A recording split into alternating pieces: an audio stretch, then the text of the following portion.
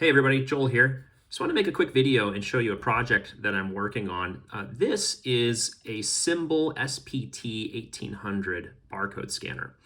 I picked this up on eBay a little while ago, and what made this device interesting to me, why I wanted to get one of these, is first off because it runs PalmOS from the sort of 1-bit display era, which is a very nostalgic era of Palm and mobile computing for me. Back in high school, I carried a Palm device that had a 1-bit display like this and really enjoyed it quite a bit.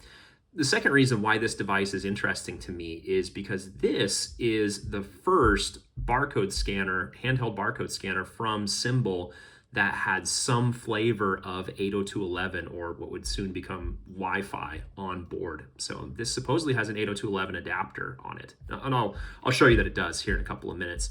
Because I'm a Wi-Fi engineer by trade, and because I like old PalmOS devices, this has been on my list of retro devices to get for a long time. Of course, I would like to connect this device to a modern access point. It's fun to see old devices connect to new APs, and it demonstrates the ridiculous backwards compatibility that 802.11 has. But I ran into a little problem with this. When I went to connect it to a wireless network, I needed to configure the encryption stuff for it. It had it had WEP encryption configured already, but I encountered this password field. And when I tried the default password, of course, that wasn't the right one. And then the very next thing that I tried, and something that a lot of people recommended, is to do a hard reset of it. So of course, I did a hard reset, but unfortunately found that this password seems to be stored in non-volatile memory. So the hard reset wasn't working. So I went to Reddit and posted about it on Reddit, and got a really nice response. People seemed to really like seeing this device. But one user in particular, one Redditor, Plan There Ain't No Plan, actually got on eBay and bought a couple of these so they could try to figure out how to extract that password. And they came up with a solution and gave me some instructions, which I'm extremely grateful for. And I was thrilled last night to try those out and find that they work. So I want to show you what that process looked like. So the very first thing that I needed to do is I needed to get file Z. This application has a hex reader on board. I needed to get file Z onto this device.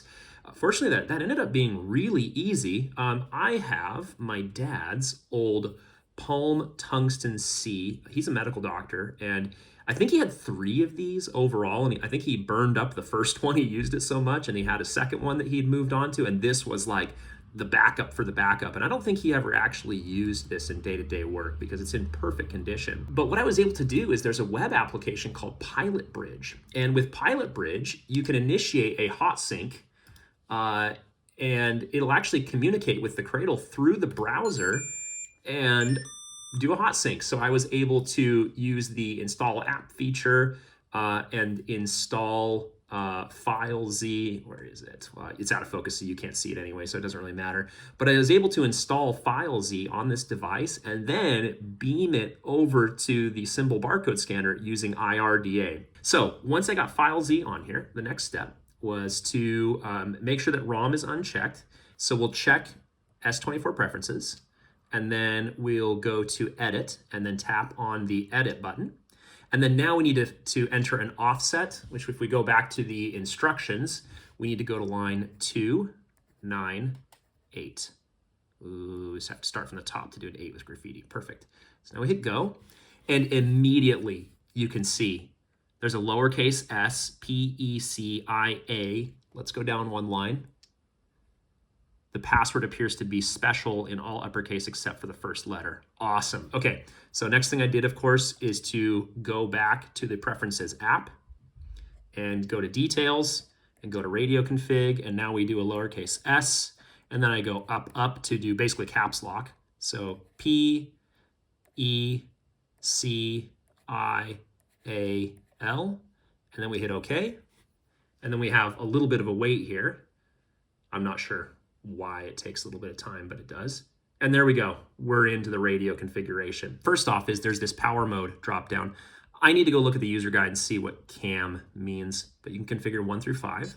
You also have to configure the channel. So, I guess we weren't doing, I suppose back in 2001, maybe in warehouse environments or these sort of environments where these would be operating, you weren't really doing multi-channel planning, I guess. You weren't using 1, 6, and 11, but just sticking everything on one channel, I suppose.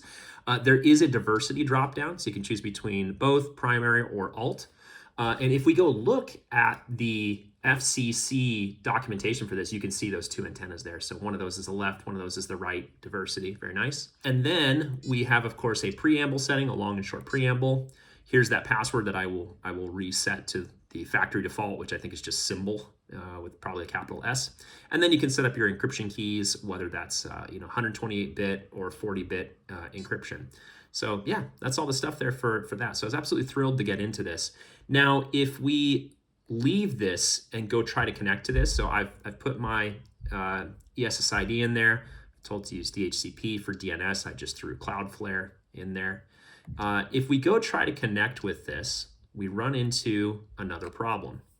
So after just a moment, I'm going to get an error message that says your battery level is too low for radio communications, radio battery error. It's certainly not referring to the main battery on this because it's fully charged. It's in the cradle. It's got power. It's been charging for several hours now. So that's not the problem.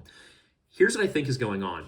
Going back to this FCC documentation, notice that there's this board up here that's got, it looks like it's an Olympus board that has a little coin cell battery on it. I'll bet that that's a little nickel metal hydride or similar battery up there. And hard to say exactly what that does, but if we go to the S24 info application, this is going to give us some, so S24, think Spectrum 24. You may have noticed you saw the Spectrum 24 verbiage and branding in here. I think that this was basically Symbol. If you go look at like Symbol's wireless access points, if you go look at their scanners, all their stuff was all branded S24. Basically anything 802.11, I think they stuck the S24 branding on. Notice that there's a battery level here. The firmware version has this weird character. The country is bizarre. The MAC address is just solid zeros. We do see that there's a driver version here, 11M v3.5. So if I had to guess, my guess is that the 802.11 radio on this needs that battery for some reason. Maybe it's to smooth out power delivery or something like that. I'm really not sure. But another thing I've noticed is that if we go and look at just the info for the scanner, there's this scan battery level in here as well. Also, remember, we go look at the photos and that Olympus board is where the actual barcode scanner on the top of the unit is. So I'm thinking it's the same battery for that does some sort of support role for the scanner and for the 802.11 adapter. So I think my next step is I probably need to get into this thing and replace that battery. But hey, while we're talking about being into this thing, before we wrap this up, I think I showed a photo earlier of, where did it go? Where's that adapter? 2 layers of scroll here. So inside this unit, there is this PC card. So these are actually available on eBay. You can get these for like 20, 30 bucks on eBay. But if we look at it, notice that there's this Harris integrated circuit in here. I went and looked this up really quick, and of course the listing for it's still sitting here on DigiKey. And if we look at the data sheet for this, there's a couple of things about this that I found kind of interesting. So first off, it identifies as an 802.11 chipset. So it supports basic service set and independent basic service set operation. Interesting to see point coordination function mentioned here. I don't think anyone really ended up implementing point coordination function in the real world. Nobody ended up using it. RTS, CTS is mentioned here. All like the really, really low level boilerplate kind of stuff that we don't even bother talking about these days. But this is the line that interested me the most. It says full implementation of the MAC protocol specified in 802.11 1999 and the 802.11b, check this out, draft standard. So I don't think this is actually a standards compliant 802.11 1999. That would be 802.11a and 802.11b device. This appears to be a draft standard device. So we still get 5.5 and 11 megabits per second out of it. That came with 802.11 1999. But the standard was not done yet, so they had to say draft standard here. Very, very interesting Very, very interesting to see that. So yeah, I'm looking forward to getting this thing connected to an access point. I think I'm going to get there. I think I just need to figure out what kind of battery that is, solder a new one into the board, and hopefully get this old dinosaur connected to the internet, and then do what with it?